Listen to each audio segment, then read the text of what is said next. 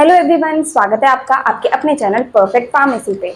मैं हूं सुनीता कंवर एंड आज के वीडियो के अंदर हम लोग जो हमारा 7th सेमेस्टर का सब्जेक्ट है इंडस्ट्रियल फार्मेसी सेकंड, इसे स्टार्ट करने वाले हैं। सो टोटल हमारे पास 5 यूनिट्स रहती है सारे सब्जेक्ट्स के अंदर। तो सबसे पहले हम लोग इसकी फर्स्ट यूनिट जो वो यहाँ पर स्टार्ट करेंगे एंड इसे जल्दी से कंप्लीट करेंगे।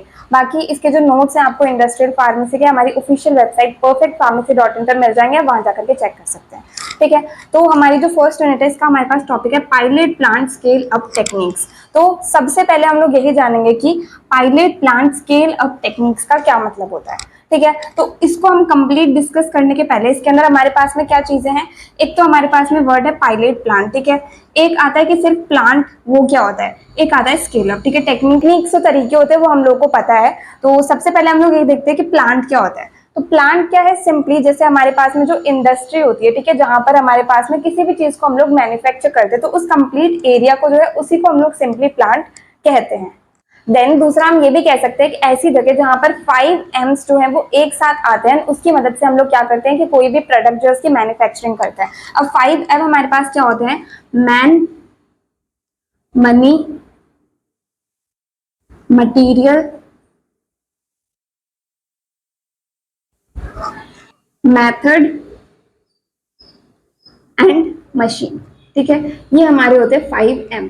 तो सिंपली प्लांट जो है हमारा ये एक ऐसी जगह होती है जहां पर हम लोग 5 एम्स जो हमारे पास में होते हैं, मैन मतलब इंसान, जिन्हें हम लोग वहां पर जो इंडस्ट्री के अंदर होते हैं उन्हें हम लोग कहते हैं पर्सनल। ठीक है, ऐसे लोग जो वहां पर काम करे उन्हें हम कहते हैं पर्सनल। तो मैन, देन मनी मतलब पैसे हो गए, मटेरियल मतलब सामान हमारे पास जिसकी मदद से हम लोग प्रोडक्ट बनाएंगे, देन एक मेथड हमारे पास होना चाहिए प्रोडक्ट बनाने के लिए, एंड मशीन होनी चाहिए हमारे पास प्रोडक्ट बनाने के लिए। तो एक ऐसी जगह जहां पर 5 एम्स जो है वो एक साथ आते हैं एंड क्या करते हैं, किसी भी ड्रग प्रोडक्ट को बनाते हैं, तो उस चीज को जो हम लोग सिंपली प्लांट कहते हैं। ठीक है, अब पायलट प्लांट क्या होता है। तो पायलट प्लांट जो है ये भी एक ऐसी जगह ही होती है जहां पर हम लोग क्या करेंगे, किसी भी प्रोडक्ट को बनाएंगे।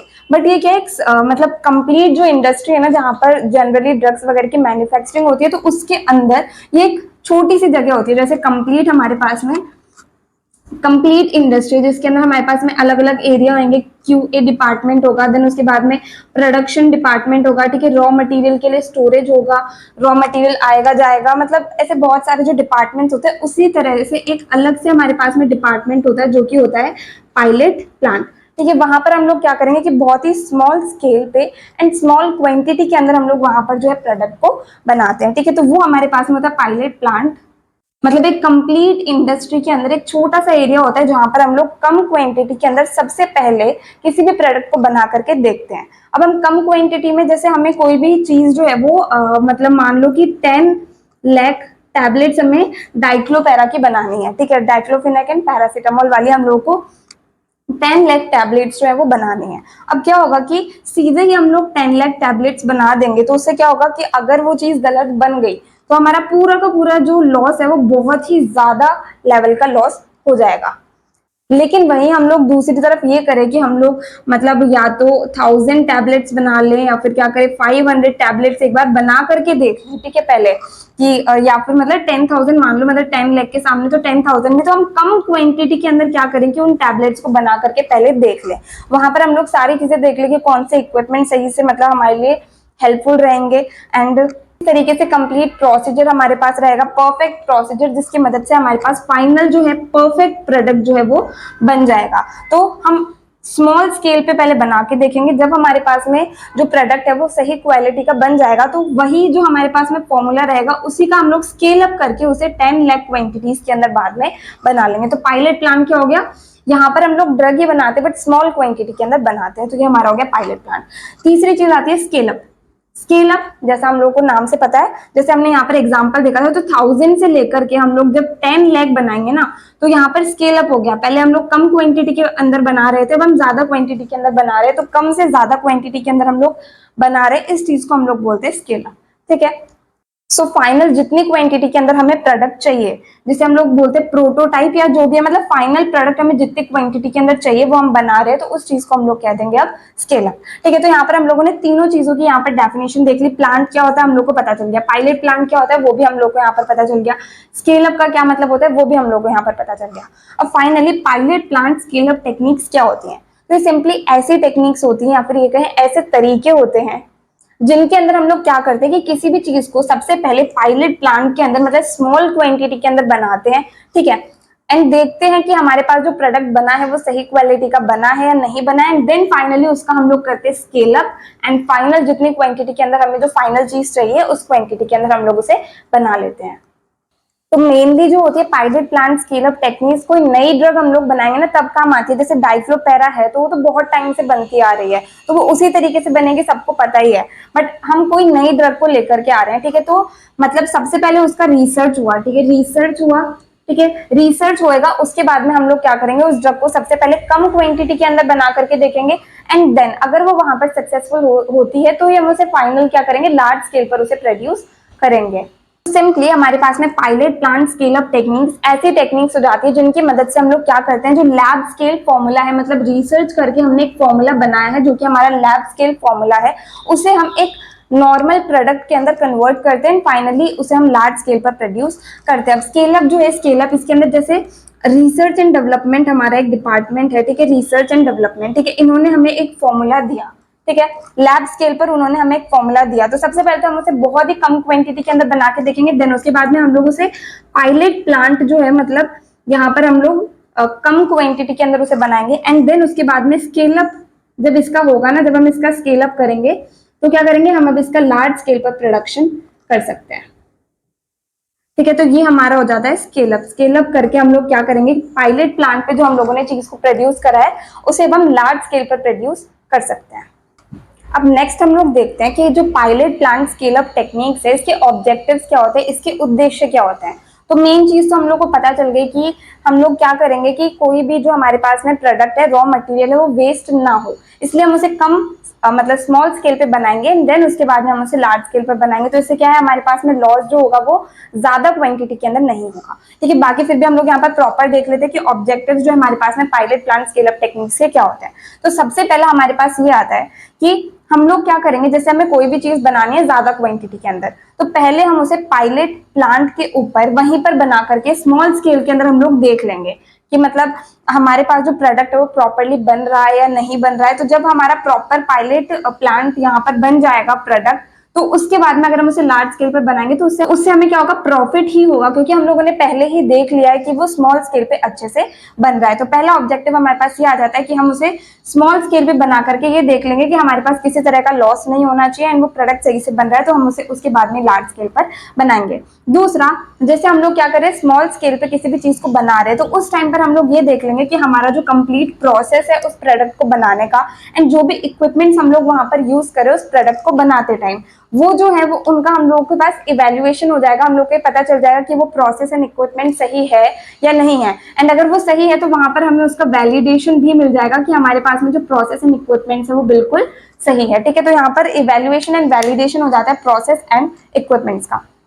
नेक्स्ट हम लोग को जो हमारा कंप्लीट प्रोसेस है, ठीक है, उसके अंदर क्रिटिकल फीचर्स क्या है, मतलब मोस्ट इंपॉर्टेंट ऐसी कौन सी जगह है कि यहाँ पर जो है गलती होने के चांसेस बहुत ही ज्यादा हैं। तो जब हम उसे लार्ज स्केल पर बनाएंगे तो उन क्रिटिकल पॉइंट्स पे जो है ज्यादा फोकस करेंगे, ठीक है। देन हमें मास्टर मैन्युफैक्चरिंग फॉर्मूला मिल जाता है कि जैसे हम लोग किसी भी चीज को बना रहे हैं, जैसे हम लोग मान लो डाइक्लोपेरा टैबलेट्स को ही बना रहे हैं, तो उसका एग्जैक्ट फॉर्मूला क्या है, उसके अंदर कौन कौन से जो हमारे पास में इंग्रेडिएंट है वो कितनी कितनी क्वांटिटी के अंदर डालेंगे, कंप्लीट प्रोसीजर क्या होगा कि किसके बाद क्या क्या डालना है, वो चीजें हम लोग को यहाँ पर पता चल जाती है, ठीक है। Then production and process control, तो पर हमें ये पता चल जाता है कि हम जो हमारे पास में चीज बना रहे हैं, जैसे हम डाइक्लोपेरा बना रहे हैं, तो उसका कंप्लीट जो प्रोडक्शन या प्रोसेस जो है उसे करते टाइम क्या क्या स्ट्रैटेजीज हमें अपनानी है जिससे हमारा जो फाइनल प्रोडक्ट है वो सही तरीके से बनेगा। देन मोस्ट इंपॉर्टेंट चीज क्या आ जाती है, जैसे हमें फाइनल प्रोडक्ट बनाना है, उससे पहले हम लोगों ने क्या करा, स्मॉल स्केल पे उसे बना करके देख लिया, तो ये चीज हमारे पास इकोनॉमिकल हो जाती है, ठीक है, मतलब हमारे पैसे जो है वो वेस्ट नहीं हुए, पैसे बच गए, दूसरा टाइम जो है वो भी कम लगता है, तो टाइम कंजप्शन जो है वो भी कम हो जाता है। तो ये हमारे complete objectives of pilot plant scale up techniques, ठीक है। नेक्स्ट हम लोग ये देखेंगे, जैसे हम लोग मतलब कोई भी एक नया फॉर्मूला डेवलप हुआ है, ठीक है, एक लैब स्केल पर एक नया फॉर्मूला जो है वो डेवलप करा है, रिसर्च एंड डेवलपमेंट जो हमारा डिपार्टमेंट होता है उन्होंने एक नया फॉर्मूला डेवलप करा है, तो अब उसे फाइनल प्रोडक्ट के अंदर, मतलब जिस तरीके से वो मार्केट के अंदर जाएगा उस क्वांटिटी के अंदर प्रोडक्ट हम लोग को फाइनल बनाना है। तो तब तक के लिए हमारे पास में स्टेप्स क्या होते हैं, स्केल अप करने के लिए किसी भी चीज के लिए स्टेप्स क्या क्या हमारे पास में इन्वॉल्व होते हैं, वो कंप्लीट यहाँ पर हम लोग एक बार देख लेते हैं। सबसे पहले हम लोग यहाँ पर क्या करेंगे, सबसे पहले प्रोडक्ट इकोनॉमिक्स, मतलब इसके अंदर हम लोग क्या करेंगे, जो हम लोग बना रहे हैं, मान लीजिए अपन डाइक्लोपेरा का एग्जाम्पल लेकर के चलते हैं, ठीक है। तो डाइक्लोपेरा को जैसे हम लोग बना रहे हैं, ठीक है, तो उसका मार्केट साइज क्या है और कौन कौन से लोग हैं जो डाइक्लोपेरा को ऑलरेडी पहले से सेल कर रहे हैं, ठीक है, वो चीज हम लोग वहां पर देखते हैं। देन मैन्युफैक्चरिंग कॉस्ट जो है हमारे पास वो कंप्लीट क्या आएगी, मतलब जो हम लोग को डाइक्लोपेरा बनाना है तो उसका कंप्लीट बजट जो है वो हम लोग यहाँ पर डिसाइड करेंगे कि कितने पैसे हम लोग को चाहिए होंगे, उसका मार्केट साइज देखते हुए, उसकी मैन्युफैक्चरिंग कॉस्ट देखते हुए, सब देखते हुए हमें कितने पैसे चाहिए होंगे उसे बनाने के लिए, ठीक है। उसके बाद में हम लोग क्या करेंगे, लैब स्केल पर, मतलब लैबोरेटरी स्केल पर कुछ स्टडीज करेंगे एंड स्केल अप जो है उसकी प्लानिंग करेंगे, ठीक है। तो लैबोरेटरी मतलब क्या है, ये पायलट वाले से भी छोटा, मतलब सिर्फ और सिर्फ लैब स्केल पे हम लोग स्टडी करेंगे, मतलब बहुत ही जैसे एक्सपेरिमेंट नहीं करते हम लोग, तो लैब स्केल पर सबसे पहले हम लोग स्टडी करेंगे एंड स्केल अप की प्लानिंग करेंगे, ठीक है। अब यहाँ पर जब हम लोग ये स्टडीज कर रहे हैं तो यहाँ पर हम लोग देखेंगे कि हमारा जो कंप्लीट मैन्युफैक्चरिंग का प्रोसेस है डाइक्लोपेरा को बनाने का, उसके अंदर की रेट कंट्रोलिंग स्टेप क्या है, मतलब जिसके अंदर अगर दिक्कत हो गई तो हमारा फाइनल प्रोडक्ट खराब होना ही होना है, तो की रेट कंट्रोलिंग स्टेप उसके अंदर क्या है वो चीज हम लोग देखेंगे। उसके बाद में हम लोग प्रीलिमिनरी स्टडीज करते हैं, मतलब लैब स्केल से थोड़ी बड़े लेवल की स्टडीज हम लोग करते हैं, वहां पर हम लोग देखते हैं कि जो हमारा इक्विपमेंट है वो डाइक्लोपेरा को बनाने के लिए, मतलब उसे सही से बना पा रहा है, नहीं बना पा रहा, जो भी हमारे पास जो भी चीजें हम लोग को चाहिए ना इसे बनाने के लिए, वो सारी चीजें जो है हमारे पास है या नहीं है, वो सही से काम कर रही है नहीं कर रही है, हमारा फाइनल प्रोडक्ट जो है वो उसकी मदद से बन सकता है या नहीं बन सकता। उसके बाद में यहाँ पर हमें सारे के सारे डेटा मिल जाएगा कि हमारे पास में क्या क्या चीजें सही हो रही है क्या नहीं हो रही। उसके बाद में हम लोग क्या करेंगे, पायलट प्लान को डिजाइन करेंगे, कंप्लीट जो पायलट प्लांट है उसे यहाँ तक जो भी डेटा हमने कलेक्ट करा उसके अकॉर्डिंग हम लोग यहाँ पर उसे डिजाइन कर लेंगे। तो अब इसके अंदर क्या हम लोग एनवायरमेंटल कंट्रोल्स की, हाँ अपने पास में ह्यूमिडिटी इतना होना चाहिए, मॉइस्चर इतना होना चाहिए, टेम्परेचर उस जगह का इतना होना चाहिए, वो सारी चीजें हम लोग यहाँ पर ध्यान रखेंगे। देन क्लीनिंग, वहां पर साफ सफाई है या नहीं है, सैनिटाइजेशन प्रॉपर हो रखा है या फिर नहीं हो रखा है, ठीक है। पैकेजिंग मटेरियल्स हमारे पास प्रॉपरली है या नहीं है, वेस्ट जो है उसका प्रॉपर हम लोगों ने हैंडलिंग सिस्टम बना लिया है नहीं बना लिया, तो वो सारा प्रॉपर डिजाइनिंग हम लोग उसकी करेंगे, ठीक है। अब पायलट प्लान बना लिया, तो अब पायलट प्लान के अंदर हम लोग जो हमारा डाइक्लोपेरा है उसे कम क्वांटिटी के अंदर मैन्युफैक्चर करेंगे, ठीक है। मैन्युफैक्चर कर लिया, उसके बाद में हमें फाइनल रिजल्ट्स मिल गए, ठीक है, हमारे पास में डाइक्लोपेरा जितनी क्वांटिटी के अंदर हमें बनानी थी कम क्वांटिटी के अंदर हम लोगों ने बना ली। अब जो हमारे पास फाइनली बनी वो रिजल्ट्स को हम लोग इवेल्युएट करेंगे, देखेंगे कि हमारे पास जो भी चीजें हम लोग को जिस तरीके से प्रोडक्ट बनाना था उसकी क्वालिटी वही है या नहीं है, उसके अंदर किसी तरह कोई दिक्कत तो नहीं है, अगर दिक्कत है तो कौन से स्टेप पर दिक्कत है, वो सारी चीजें हम लोग यहाँ पर इवेल्युएट करेंगे एंड जहां पर भी दिक्कतें आ रही है उस चीज को करेक्ट कर लेंगे, ठीक है। उसके बाद में फाइनली हम लोग क्या करेंगे, डाइक्लोपेरा को जितनी हमें फाइनल जिस भी क्वांटिटी के अंदर बनाना है फुल स्केल प्लांट का हम लोग डेवलपमेंट करके वहां पर उसे फाइनल उतनी क्वांटिटी के अंदर बना लेंगे। तो यहाँ पर हम लोगों ने स्केल अप जो है, स्केल अप उसके अंदर क्या क्या स्टेप्स इन्वॉल्व होते हैं स्टार्टिंग से एंड तक पूरे सिंपली यहाँ पर देख लिया, ठीक है। सबसे पहले हमें जो बनाना है, जैसे डाइक्लोपेरा बनाना है तो उसका इकोनॉमिक्स जो है उस प्रोडक्ट का वो डिसाइड करेंगे, मतलब बजट जो है वो हम लोग यहाँ पर सिंपली इसका डिसाइड कर लेंगे। उसके बाद में लैबोरेटरी स्केल पर स्टडीज करेंगे एंड स्केल अप की प्लानिंग करेंगे। फिर की रेट कंट्रोलिंग स्टेप हमारे पास उसे बनाने के अंदर क्या है उस चीज का पता लगाएंगे। उसके बाद में प्रीलिमिनरी स्टडीज परफॉर्म करेंगे, ठीक है, मतलब लैबोरेटरी स्टडीज से बड़े स्केल पर ये स्टडीज होती है उन्हें हम यहाँ पर परफॉर्म करेंगे। देन उसके अकॉर्डिंग पायलट प्लान को डिजाइन कर लेंगे। देन पायलट प्लांट जो है वहां पर हम लोग क्या करेंगे कि डाइक्लोपेरा को मैन्युफैक्चर कर लेंगे और फाइनल जो रिजल्ट हमारे पास आए उसे इवेल्युएट करेंगे एंड जहां पर भी कोई भी दिक्कत है उसे हम लोग करेक्ट कर लेंगे। उसके बाद में फाइनली हम लोग जितनी क्वांटिटी के अंदर हमें चाहिए हम उसे यहाँ पर डेवलप कर लेंगे।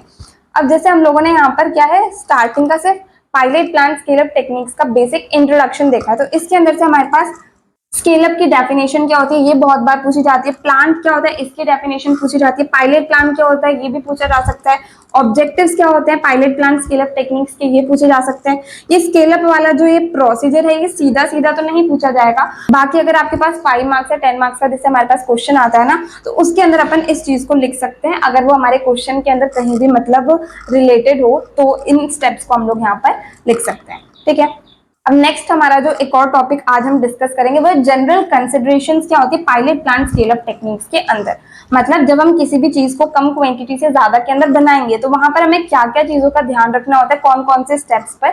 अभी यहाँ पर हम लोग पॉइंट्स लिख देते हैं, वो सब हम लोग को यहाँ पर जनरल कंसिडरेशंस के अंदर पढ़ने होंगे।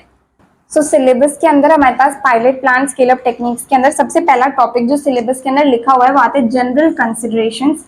एंड इसके साथ में जनरल कंसिडरेशंस के अंदर हमारे पास में 3 पॉइंट्स जो है personal requirements, space requirements and raw materials, ये तीनों हमारे पास डायरेक्टली सिलेबस के अंदर भी लिखे हुए हैं। तो ये तीनों जो है तो सबसे ज्यादा इंपॉर्टेंट हमारे पास वैसे भी एग्जाम के लिए हो जाते हैं क्योंकि डायरेक्टली हमारे सिलेबस के अंदर लिखे हुए हैं। एंड हम लोग जैसे देखते हैं हमारे जो क्वेश्चन पेपर के अंदर क्वेश्चन आते हैं वो डायरेक्टली ही क्या होता है सिलेबस का पॉइंट सीधा का सीधा उठा करके वहां पर पूछ लिया जाता है। तो इसलिए ये तीनों पॉइंट सबसे ज्यादा इंपॉर्टेंट हमारे पास रहने वाले हैं। बाकी अगर सीधे सीधे पूछा जाता है general considerations of pilot plant scale up techniques तो हम लोग को ये 10 में से जितने पॉइंट्स लर्न रहते हैं वो हम वहां पर लिख सकते हैं। तो इस टॉपिक के अंदर सिंपली हम लोग को देखना क्या है, तो इसके अंदर हम लोग को ये देखना है कि जब हम pilot plant scale up techniques को यूज करते हैं तो उस टाइम उसकी जनरल कंसिडरेशंस क्या होती है, मतलब हम लोग को किन किन पॉइंट्स का ध्यान रखना होता है pilot plant scale up techniques के टाइम पर। तो जैसे कुछ भी हम लोग मैन्युफैक्चर करते हैं तो इनमें से बहुत सारे पॉइंट्स तो हम ऑलरेडी पढ़े हुए हैं, ठीक है। जैसे हम लोग को पर्सनल रिक्वायरमेंट्स पहले से पता है क्या होती है, पर्सनल क्या होते हैं जो वहां पर इंडस्ट्री में काम कर रहे हैं, ठीक है। तो उनको क्या क्या चीजों का ध्यान रखना होता है वो सारे पॉइंट्स हमारे पास यहाँ पर आ जाएंगे, बट यहाँ पर कुछ पॉइंट्स डिफरेंट रहेंगे वो हम यहाँ पर अच्छे से डिस्कस करेंगे, ठीक है। तो जनरल कंसिडरेशंस के अंदर हमारे पास टोटल 10 पॉइंट्स है। पहले आते हैं पर्सनल रिक्वायरमेंट्स, दूसरे आते हैं स्पेस रिक्वायरमेंट्स मतलब जगह जो है वहां पर उसके बारे में। देन रॉ मटेरियल्स हमें पता ही है क्या होता है। रिपोर्टिंग रिस्पॉन्सिबिलिटीज मतलब जैसे ये क्या है हमारे पास में pilot plant scale up techniques जो है कहीं ना कहीं एक रिसर्च प्रोसेस है, ठीक है। तो यहाँ पर जैसे रिसर्च जब हो रही है मतलब प्रोडक्ट का डेवलपमेंट जब हो रहा है तो वहां पर रिपोर्ट करने की जो रिस्पॉन्सिबिलिटी है वो किसके पास रहती है।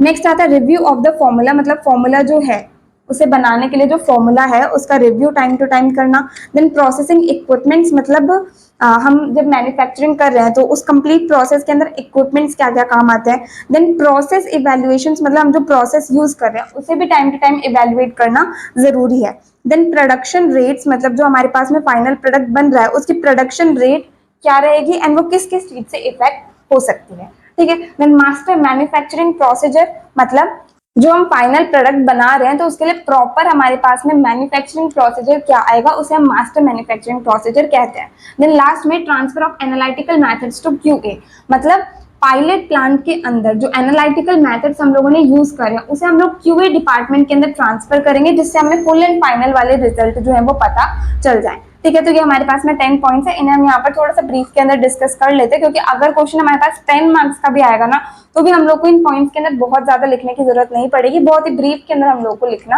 होगा, ठीक है।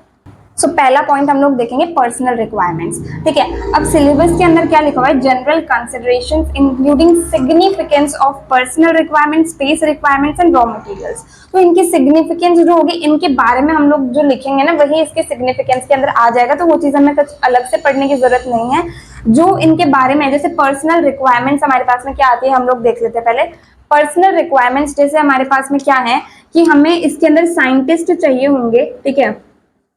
मतलब जो वो टीम है ना complete pilot plant scale up techniques की उसके अंदर साइंटिस्ट होने चाहिए जिन्हें पायलट प्लांट का जो है प्रैक्टिकल नॉलेज भी होनी चाहिए प्लस थ्योरेटिकल नॉलेज भी होनी चाहिए पायलट प्लांट से रिलेटेड, ठीक है। तो पहली रिक्वायरमेंट यही हो गई कि ऐसे पर्सनल हमारे पास होने चाहिए जो कि साइंटिस्ट हो जिन्हें पायलट प्लांट की प्रैक्टिकल एंड थ्योरेटिकल दोनों तरह की नॉलेज हो, ठीक है। उसके अलावा हमारे पास में इंजीनियरिंग नॉलेज भी होनी चाहिए, जो पर्सनल है उन्हें इंजीनियरिंग नॉलेज भी होनी चाहिए क्योंकि इस कंप्लीट जो हम लोग प्रोसेस करते हैं pilot plant scale up techniques का उसके अंदर हमें इंजीनियरिंग प्रिंसिपल्स को भी कहीं ना कहीं यूज करना होता है। देन जो भी लोग उस कंप्लीट पायलट प्लांट के अंदर काम कर रहे हैं उनके बीच में कम्युनिकेशन जो है वो अच्छा होना चाहिए। अगर वो एक दूसरे से अच्छे से बात कर सकते हैं एंड जो भी प्रॉब्लम्स आ रही है वो एक दूसरे को बता सकते हैं तो उससे क्या होगा हमारा जो फाइनल प्रोडक्ट डेवलप होगा वो अच्छी क्वालिटी का होगा। अगर वो लोग एक दूसरे से कम्युनिकेट ही नहीं करेंगे, एक दूसरे को अपनी दिक्कतें नहीं बताएंगे कि प्रोडक्ट के अंदर क्या दिक्कतें आ रही है नहीं आ रही है या फिर उन्हें मतलब क्या चीज समझ नहीं आ रही है तो क्या होगा उससे दिक्कत हो सकती है, इसलिए उनके बीच में कम्युनिकेशन भी अच्छा होना चाहिए। तो जैसे अब पर्सनल रिक्वायरमेंट्स हमारे पास में ये होती है तो यही इसका सिग्निफिकेंस हो जाएगा कि पर्सनल जो है अंदर से एक साइंटिस्ट होने चाहिए जिन्हें प्रैक्टिकल एंड थ्योरेटिकल नॉलेज होनी चाहिए पायलट प्लांट की, ठीक है। तो वो हमारे पास में अच्छा रहेगा pilot plant scale up techniques के अंदर एंड फाइनल प्रोडक्ट को डेवलप करने के लिए। वहीं इंजीनियरिंग नॉलेज होनी चाहिए, उनके बीच में कम्युनिकेशन भी अच्छा होना चाहिए। तो इसी तरीके से हमारे पास में हो जाएगा। अब सेकंड पॉइंट हमारे पास आता है स्पेस रिक्वायरमेंट्स। तो स्पेस रिक्वायरमेंट्स मतलब जो हमारे पास में पायलट प्लांट है उसके अंदर क्या क्या चीजें, मतलब क्या क्या अलग अलग डिपार्टमेंट्स जो है वहां पर होने चाहिए। तो पहला आता है एडमिनिस्ट्रेशन एंड डॉक्यूमेंटेशन, ठीक है। दूसरा आता है फिजिकल टेस्टिंग एरिया। तीसरा आता है standard pilot plant equipment floor space and fourth आता है स्टोरेज एरिया, ठीक है। तो सबसे पहला एडमिनिस्ट्रेशन एंड डॉक्यूमेंटेशन। तो ये जो एरिया है मतलब एडमिनिस्ट्रेशन एंड डॉक्यूमेंटेशन का, यहाँ पर लोग क्या करेंगे, आराम से डेस्क पे बैठ करके कंप्यूटर में कुछ एंट्रीज वगैरह जो भी रहेंगी वो करेंगे। तो ये वाला एरिया जो है हमारे पास में मैन्युफैक्चरिंग एरिया जो है उसके पास में ही होना चाहिए, बट अलग होना चाहिए, ठीक है। उसके पास में ही है बट उस एरिया से अलग होना चाहिए, एडमिनिस्ट्रेशन एंड डॉक्यूमेंटेशन का एरिया। तो ये वाला जो हमारा एडमिनिस्ट्रेशन एंड डॉक्यूमेंटेशन का एरिया रहेगा, ये एरिया रहता है कि जो भी साइंटिस्ट वगैरह जो भी पर्सनल बैठ करके जो भी इश्यूज उनको आ रहे हैं, जो भी आइडियाज उनको आ रहे हैं, वो सारी चीजें वहां बैठ करके डिस्कस कर सकते हैं।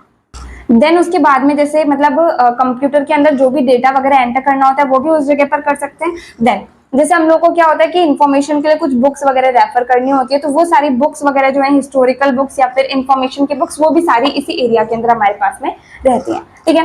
दूसरा हमारे पास आता है फिजिकल टेस्टिंग एरिया। तो फिजिकल टेस्टिंग एरिया जो है ये भी हमारे पास में पायलट प्लांट के अंदर ही होना चाहिए, जिससे जैसे क्या होगा कि हमारा कोई एक स्टेप कंप्लीट हुआ, ठीक है, उसको हम साथ साथ जाकर के टेस्ट कर लेंगे, जिससे क्या होगा कि एरर जो है वो हमें अर्ली स्टेज में पता चल जाएगा एंड पता चल जाएगा तो हम उसे ठीक भी टाइम से कर सकते हैं। तो जैसे हमारे पास में सैंपल तैयार हुए तो सैंपल के ऊपर हम लोगों ने क्या करा, टेस्ट परफॉर्म कर लिया, उससे हमें जो भी एरर्स वगैरह वो पता चल गए। अब इस एरिया के अंदर हमारे पास में वेइंग बैलेंस हो गए, पीएच टेस्ट करने वाले जो पीएच मीटर हो गया वो प्रेजेंट होने चाहिए, विस्कोमीटर्स प्रेजेंट होने चाहिए। ऐसे जनरल इक्विपमेंट्स जो है इस एरिया के अंदर हमारे पास प्रॉपर्ली प्रेजेंट होने चाहिए, ठीक है। नेक्स्ट हमारे पास आता है standard pilot plant equipment floor space. तो अब जो हमारे पास पायलट प्लांट है उसके अंदर इक्विपमेंट्स तो रहेंगे ही, तो प्रॉपर स्टैंडर्ड हर एक इक्विपमेंट के लिए ऐसे हमारे पास में जगह होनी चाहिए, ठीक है। एंड इक्विपमेंट्स जो है वो इस तरीके से अरेंज होने चाहिए कि मतलब इजीली जो है काम अपना वो आराम से हो सके। तो अब सारे के सारे जो भी इक्विपमेंट्स हम लोग को यहाँ पर रिक्वायर रहेंगे ना इस प्रोसेस के लिए, वो सारे इंपॉर्टेंट इक्विपमेंट्स एक जगह पर रहने चाहिए, ठीक है। उसके अलावा इक्विपमेंट्स जो है हमारे पास या तो क्या है अलग अलग साइज के अंदर हमारे पास पहले से होने चाहिए। जैसे अगर हमें मतलब जैसे कम क्वांटिटी के अंदर कोई चीज बनानी है, ज्यादा में बनानी है, तो हमारे पास अलग अलग साइज के इक्विपमेंट्स पहले से होने चाहिए। नहीं तो हमारे पास में जैसे एक ही इक्विपमेंट है वो ही कन्वर्टेबल होना चाहिए कि उसे हम लोग उसके अंदर लार्ज स्केल के अंदर भी थोड़ा प्रोडक्शन कर सके, कम के अंदर भी कर सके, ऐसा कन्वर्टेबल होना चाहिए, ठीक है।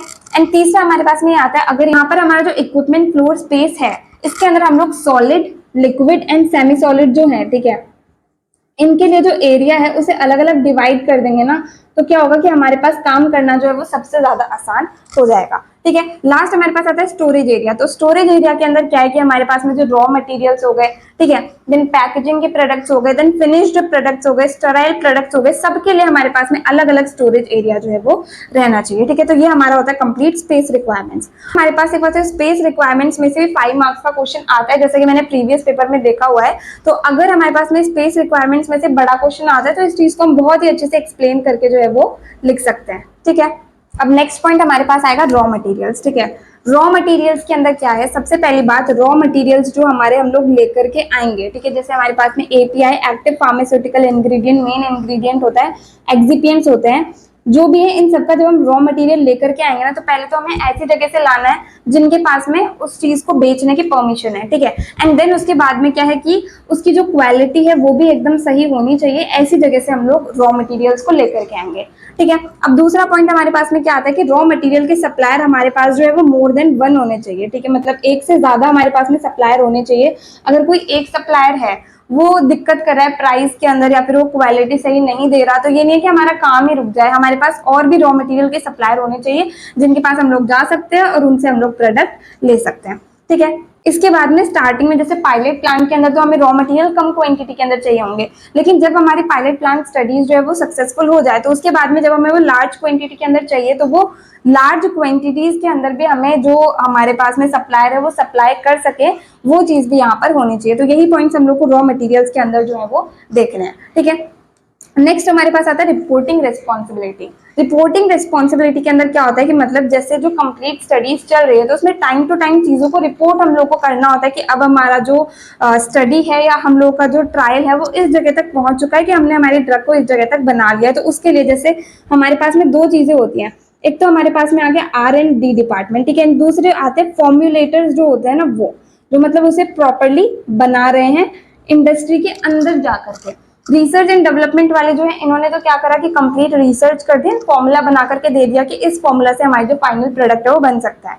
दूसरे फॉर्मुलेटर्स या इंडस्ट्री के अंदर उस चीज को बनाते हैं। तो या तो R&D डिपार्टमेंट वाले हैं उनका जो स्टाफ है उनकी रिस्पॉन्सिबिलिटी होती है सारी की सारी चीजों को रिपोर्ट करने की, या फिर फॉर्मुलेटर्स की होती है। या फिर तीसरा एक ऐसा केस हो सकता है जहां पर ये दोनों ही मिलकर के, है ना, अच्छे से सारे एक एक स्टेप को कंप्लीट करते हैं, जिससे क्या होगा कि हमारा जो फाइनल प्रोडक्ट है वो बेस्ट क्वालिटी का बनता है। अगर ये दोनों मिलकर के काम करेंगे ना कि हाँ सारी चीजों में दोनों साथ मिलकर के बहुत ही बढ़िया तरीके से काम करें तो हमारे पास फाइनल प्रोडक्ट जो है बेस्ट क्वालिटी का बन सकता है। तो ये हमारा रिपोर्टिंग रिस्पॉन्सिबिलिटी वाला पॉइंट आता है, ठीक है। नेक्स्ट आता है रिव्यू ऑफ द फॉर्मूला। तो इसके अंदर सिंपली हम लोग क्या करेंगे, जैसे हम लोग प्रोडक्ट को बना रहे हैं, ठीक है, पायलट प्लांट के ऊपर ही मतलब कम क्वांटिटी के अंदर बना रहे हैं, तो हर एक एक स्टेप, हर एक एक एस्पेक्ट जो होगा उसके मैन्युफैक्चरिंग का, उस पर हम लोग को फोकस करना है एंड ध्यान रखना है कि किसी भी तरह की कहीं भी कोई भी गलती ना हो एंड हमारा जो फॉर्मूला है वो एकदम परफेक्टली फाइनल प्रोडक्ट को बना सके, ठीक है। नेक्स्ट आते हैं प्रोसेसिंग इक्विपमेंट्स, मतलब हमारा जो कंप्लीट प्रोसेस है उसके अंदर क्या क्या इक्विपमेंट्स जो हमारे काम आ रहे हैं।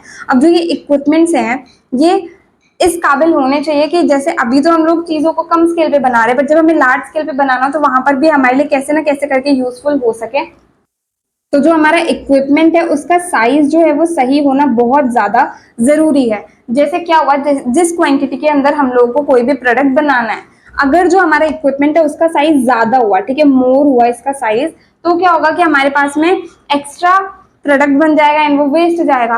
दूसरी तरफ अगर वो कम हुआ तो हमारे पास में कम क्वांटिटी के अंदर प्रोडक्ट बनेगा तो वो भी हमारे लिए दिक्कत है। तो दोनों तरीके से दिक्कत है, इस वजह से इक्विपमेंट का साइज जो है वो प्रॉपरली हमारे पास में परफेक्ट होना चाहिए, ठीक है। अब नेक्स्ट पॉइंट हमारे पास आता है प्रोसेस इवेल्युएशन, मतलब कंप्लीट जो प्रोसेस है हमारे पास फाइनल प्रोडक्ट बनाने का, तो उस प्रोसेस का इवेल्युएशन है उसके अंदर भी जो हमारे पास में की रेट कंट्रोलिंग स्टेप्स होते हैं, मतलब की स्टेप्स होते हैं जो क्या करेंगे कि फाइनल प्रोडक्ट की मैन्युफैक्चरिंग को, प्रोडक्शन को कहीं ना कहीं बहुत ज्यादा इफेक्ट करेंगे। जैसे कि हमारे पास हो गई मिक्सिंग स्पीड, ठीक है, देन हमारे पास में मिक्सिंग का टाइम हो गया, ठीक है, देन हम किसी भी चीज को ऐड कर रहे हैं तो किस क्वांटिटी के अंदर हमें ऐड करना है, किस स्पीड से हम लोग को ऐड करना है, मतलब जो की स्टेप्स होते हैं ना जो इस प्रोसेस के अंदर हमारे पास में, मतलब अगर उसके अंदर कुछ दिक्कत आ गई तो हमारा प्रोडक्ट खराब होगा ही होगा। तो उन की स्टेप्स का टाइम टू टाइम इवेल्युएशन करना जो है वो हमारे पास में जरूरी हो जाता है। अब नेक्स्ट हमारे पास में आता है प्रोडक्शन रेट, मतलब जो हम प्रोडक्ट बना रहे हो उसकी प्रोडक्शन रेट जो है वो क्या रहेगी, ठीक है। तो प्रोडक्शन रेट के अंदर हम लोग क्या देखेंगे कि मतलब जो भी हम इक्विपमेंट वगैरह यूज कर रहे हैं उसका टाइप क्या है, उसके साइज क्या है, वो सारी चीजों को हम लोग यहाँ पर कंसिडर करेंगे। एंड प्रोडक्शन रेट मतलब फाइनल प्रोडक्ट हमारा किस रेट से बन रहा है, तो इसके अंदर हम लोग को ये भी चीज ध्यान में रखनी होगी कि इक्विपमेंट को जब हम यूज कर रहे हैं, ठीक है, तो इस इक्विपमेंट के अंदर कितनी क्वांटिटी के अंदर मटेरियल हमारा लॉस्ट हो रहा है, तो उस हिसाब से हम लोग को उसके अंदर मटेरियल ऐड करना पड़ेगा जिससे फाइनल प्रोडक्ट जो है उसके अंदर हमारे पास में उसकी क्वांटिटी जो है वो सही रहे। तो हम लोग को इस तरह से हमारे प्रोसेस को करना है कि उसके अंदर हमारे पास में जो मटेरियल है उसका कम से कम लॉस हो, जिससे हमारी प्रोडक्शन रेट जो है वो सही रहे। अब नेक्स्ट पॉइंट हमारे पास में आता है मास्टर मैन्युफैक्चरिंग प्रोसीजर्स। इसका सिंपली मतलब यही हुआ कि फाइनल जो हमारा प्रोडक्ट बन रहा है, ठीक है, उसे बनाने के लिए जो कंप्लीट हमारा प्रोसीजर है ना वो एग्जैक्ट प्रोसीजर वही हमारा मास्टर मैन्युफैक्चरिंग प्रोसीजर कहलाता है। अब इसके अंदर हमारे पास में जो है तीन चीजें आती हैं, ठीक है। पहली आती है वेट शीट। वेट शीट के अंदर क्या होता है, जितने भी केमिकल्स, जितने भी इंग्रेडिएंट्स हम लोग उस कंप्लीट प्रोसीजर के अंदर यूज कर रहे हैं उनका सबसे पहले तो नाम आएगा, ठीक है, उनकी कितनी क्वांटिटी चाहिए होगी, उनका एक यूनिक कोड नंबर होता है, ठीक है, ये सारी चीजें जो है वो उसके अंदर प्रॉपर्ली मेंशन होनी चाहिए। नेक्स्ट आती है प्रोसेस डायरेक्शन, मतलब इसके बाद ये करना है, इसके बाद ये करना है, तो वो जो डायरेक्शन है वो बिल्कुल प्रिसाइज एंड क्लियर होनी चाहिए। मतलब जो भी दूसरे पर्सनल हो जिन्हें उसे रीड करना हो किसी भी सिचुएशन के अंदर तो वो अच्छे से समझ सके, इसलिए कंप्लीट प्रिसाइज एंड क्लियर हमारे पास में प्रोसेस डायरेक्शंस होनी चाहिए। नेक्स्ट आता है मैन्युफैक्चरिंग प्रोसीजर, तो उसे बनाने का जो प्रोसीजर है वो कंप्लीट वहां पर मेंशन होना चाहिए। एंड वो जो है जो हमारे पास में एक्चुअल ऑपरेटर है ना उनके द्वारा लिखा हुआ होना चाहिए, ठीक है। एक्चुअल ऑपरेटर के द्वारा हमारा कंप्लीट मैन्युफैक्चरिंग प्रोसीजर जो है वहां पर लिखा होना चाहिए, ठीक है। नेक्स्ट पॉइंट हमारे पास आता है transfer of analytical methods to QA. मतलब जैसे पायलट प्लांट के अंदर एक हमारे पास में एनालिसिस के लिए हमारे पास यहाँ पर हम लोगों ने देखा था एक फिजिकल टेस्टिंग एरिया था, ठीक है। तो वहां पर हम लोग प्रोडक्ट को चेक कर रहे थे। तो अब यहाँ से हम लोग जो मेन क्यूए डिपार्टमेंट है ना वहां पर प्रोडक्ट को ट्रांसफर कर देंगे, ठीक है। एंड कंप्लीट जो मेथड हम लोगों ने वहां पर एनालिसिस के लिए यूज करा है उसे भी हम वहां पर उन लोगों को दे देंगे। तो उसके बाद वो लोग देखेंगे कि यहाँ पर जिन्होंने ये टेस्टिंग वगैरह करी है वो क्वालिफाइड है उस चीज के लिए या फिर नहीं है, उन्होंने प्रॉपर टेस्टिंग करी है नहीं करी है, कोई भी दिक्कत उसके अंदर नहीं आई, ये सारी चीजें, ठीक है। तो यहाँ पर हमारे ये जनरल कंसिडरेशन जो है कंप्लीट होते हैं, ठीक है। तो इसके अंदर से हमारे पास जो मेन एग्जाम के लिए इंपॉर्टेंट सबसे ज्यादा तो ये 3 पॉइंट्स रहते हैं, क्योंकि डायरेक्टली सिलेबस के अंदर लिखे हुए हैं तो इनमें से तो क्वेश्चन पूछा जा ही सकता है। बाकी अगर 10 मार्क्स के अंदर जनरल कंसिडरेशंस पूछेंगे तो हम ये सारे के सारे पॉइंट या फिर यहाँ से हमें जितने भी लर्न रहते हैं वो लिख सकते हैं। तो मेन इन तीनों के बारे में हम लोग लिख देंगे, उसके बाद में इन सब के बारे में हम 2-2 लाइनें भी लिखेंगे ना तो वो भी मोर देन एनफ रहेगा। एंड हमारे जितने पेजेस भरने होंगे आंसर के लिए वो ऑलरेडी वहां पर भर जाएंगे, ठीक है। अब इसके आगे हम लोग को थोड़ी सी जीएमपी कंसिडरेशंस क्या होती है, जैसे जनरल कंसिडरेशंस तो हम लोगों ने देख ली कि क्या हमारे पास में रहेंगी जब हम pilot plant scale up techniques को परफॉर्म करेंगे। अब जीएमपी कंसिडरेशंस क्या रहते हैं, मतलब गुड मैन्युफैक्चरिंग प्रैक्टिसेस के अकॉर्डिंग क्या क्या चीजें हम लोग को ध्यान रखनी होती है वो हम और यहाँ पर एक बार देख लेते हैं। तो अब ये हमारा आज का लास्ट टॉपिक रहेगा GMP considerations for pilot plant scale up techniques. तो इसके अंदर हमें क्या क्या गुड मैन्युफैक्चरिंग प्रैक्टिसेस के पॉइंट्स को कंसिडर करना होता है वो चीज हम लोग यहाँ पर देखेंगे। तो सबसे पहला आता है इक्विपमेंट क्वालिफिकेशन, मतलब जो हम इक्विपमेंट को यूज कर रहे हैं उसका जो है टाइम टू टाइम इवेल्युएशन होना चाहिए, तभी वो इक्विपमेंट जो हमारा क्वालिफाइड रहेगा वहां पर यूज करने के लिए, ठीक है। नेक्स्ट आता है रेगुलरली शेड्यूल्ड प्रिवेंटेटिव मेंटेनेंस, मतलब जो भी वहां पर चीजें हैं उनका रेगुलर मेंटेनेंस रहना चाहिए। Then regular review and revalidation of the process, तो जो हम प्रोसेस यूज कर रहे हैं, ठीक है, उसको टाइम टू टाइम रिव्यू करना एंड रीवैलिडेट करना ये भी वहां पर जरूरी रहता है। Then use of technically qualified personnel, मतलब जिनके पर्सनल जो भी लोग वहां पर काम करे वो टेक्निकली क्वालिफाइड होने चाहिए। देन एडिक्वेट फैसिलिटीज होनी चाहिए पर्सनल ट्रेनिंग के लिए, तो जो भी पर्सनल वहां पर काम करे उनकी ट्रेनिंग के लिए भी प्रॉपर फैसिलिटीज वहां पर रहनी चाहिए। देन एक well defined technology transfer system होना चाहिए। तो टेक्नोलॉजी ट्रांसफर सिस्टम क्या होता है हम लोग नेक्स्ट सेकेंड यूनिट के अंदर डिस्कस करेंगे। तो वो well defined technology transfer system हमारे पास होना चाहिए। देन वैलिडेटेड क्लीनिंग प्रोसीजर्स होने चाहिए, साफ सफाई के प्रोसीजर जो प्रॉपरली वहां पर मेंशन्ड होने चाहिए एंड वो फॉलो भी होने चाहिए। देन हमारा जो इक्विपमेंट है उसका जो अरेंजमेंट है वो एक सिस्टमैटिक अरेंजमेंट होना चाहिए, वहां पर इजी मटेरियल फ्लो होना चाहिए जिससे कि क्रॉस कंटामिनेशन जो होगा उसे हम प्रिवेंट कर सके, ठीक है। तो इक्विपमेंट का अरेंजमेंट अच्छे से होना चाहिए, मटेरियल फ्लो आराम से होना चाहिए जिससे किसी भी तरह का क्रॉस कंटामिनेशन जो है वहां पर ना हो, मतलब एक प्रोडक्ट की वजह से दूसरा प्रोडक्ट, कोई रॉ मटेरियल की वजह से दूसरा प्रोडक्ट या फिर इक्विपमेंट्स के अंदर किसी भी तरीके से वहां पर जो है वो जो हमारा प्रोडक्ट है वो खराब नहीं होना चाहिए, क्रॉस कंटामिनेशन वहां नहीं होना चाहिए। देन प्रोसेस वैलिडेशन, मतलब जो हम प्रोसेस वहां पर यूज कर रहे हैं वो भी वैलिडेटेड होना चाहिए, वो प्रॉपरली जो है किसी के द्वारा अप्रूव्ड होना चाहिए। देन रेलिवेंट रिटन एसओपीज, तो एसओपीज जैसे इक्विपमेंट के भी एसओपीज होते हैं, हर एक चीज का एसओपी होता है, किसी भी मशीन को इक्विपमेंट को हम लोग यूज करते हैं सबका एसओपी होता है, जैसे हमारे लैब्स के अंदर भी लगा रहता है। तो हर एक चीज का एसओपी जो है प्रॉपरली वहां पर रिटन होना चाहिए, ठीक है। तो यहाँ पर हमारा आज जो टॉपिक हमें डिस्कस करना था वो कंप्लीट होता है। अगर आपको इस वीडियो के अंदर कहीं भी कोई भी डाउट है वो आप कमेंट सेक्शन में पूछ लेना एंड जो भी आपके रिव्यू रहेंगे इस वीडियो के ऊपर वो भी आप कमेंट सेक्शन में बता देना। बाकी हमारा फर्स्ट वाला टॉपिक यहाँ पर कंप्लीट हो गया। नेक्स्ट वाली वीडियो के अंदर हम लोग जो pilot plant scale up consideration solids के लिए होते हैं, सेमी सॉलिड्स के लिए होते हैं, लिक्विड ओरल्स के लिए होते हैं, वो डिस्कस करेंगे। एंड एक छोटा सा टॉपिक आता है रेलिवेंट डॉक्यूमेंटेशन, वो भी हम नेक्स्ट वीडियो के अंदर कवर करेंगे। तो नेक्स्ट वीडियो आप किसी पर्टिकुलर टॉपिक पे चाहते हैं तो वो भी आप कमेंट सेक्शन में बता सकते हैं। एंड अगर आपको वीडियो हेल्पफुल लगी तो प्लीज आप इस वीडियो को लाइक करना, अपने फ्रेंड्स के साथ भी शेयर करना और चैनल को सब्सक्राइब करना। थैंक यू सो मच इस वीडियो को एंड तक देखने के लिए एंड चैनल को सपोर्ट करने के लिए।